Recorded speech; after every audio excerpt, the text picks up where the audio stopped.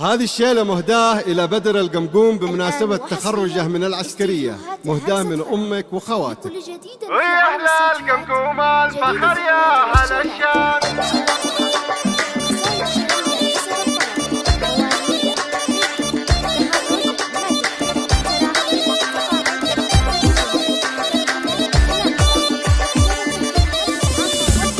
ويا أهل القمقوم الفخر يا أهل الشام، تفاخروا في شام خراس بدر. ويوم صعد رس القمم واعتلاها بات تغنى به على عذب الألحان، وبات تغنى به على عذب الألحان. ويوم التخرج يا عساها ألف مبروك، مبروك لك تخرجك والفرح زان، وبإذن الولي فله رفيع المراتب. هذا من يومسنا على كل ميدان، وهذا من يومسنا على كل ميدان. وبدر القمقوم والقمقوم ربوعه، حاز الفخر والعز من وين ما كان. وابوها ابو سعود كريم السجايا. يفرح لي يا جهر رجاتي ضيفه، ويفرح لي يا جهر رجاتي ضيفه. وام بدر وام شيخة الطيب كله، بالجودي والله من خلق مثله انسان. واخوانه كبر القدر والمقامي،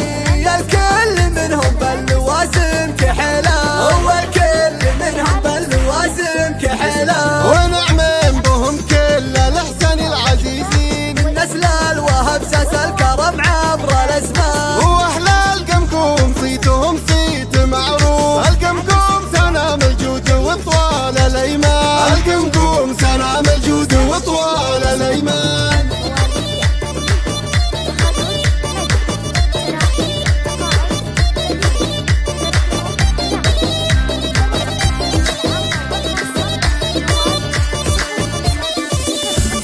ويا اهل القمقوم الفخر يا اهل الشام، تفاخروا في شام خراس بدر. ويوم صعد رس القمم واعتلاها بات تغنى به على عذب الألحان، وبات تغنى به على عذب الألحان. ويوم التخرج يا عساها ألف مبروك، مبروك لك تخرجك والفرح زان، وبإذن الولي فله رفيع المراتب. هذا من يومسنا على كل ميدان، وهذا من يومسنا على كل ميدان. وبدر القمقوم والقمقوم ربوعه، حاز الفخر والعز من وين ما كان. وابوها ابو سعود كريم السجايا. يفرح لي يا جهر رجاتي ضيفه، ويفرح لي يا جهر رجاتي ضيفه. وام بدر وام شيخة الطيب كله، بالجودي والله من خلق مثله انسان. واخوانه كبر القدر والمقامي، الكل منهم باللوازم كحلا،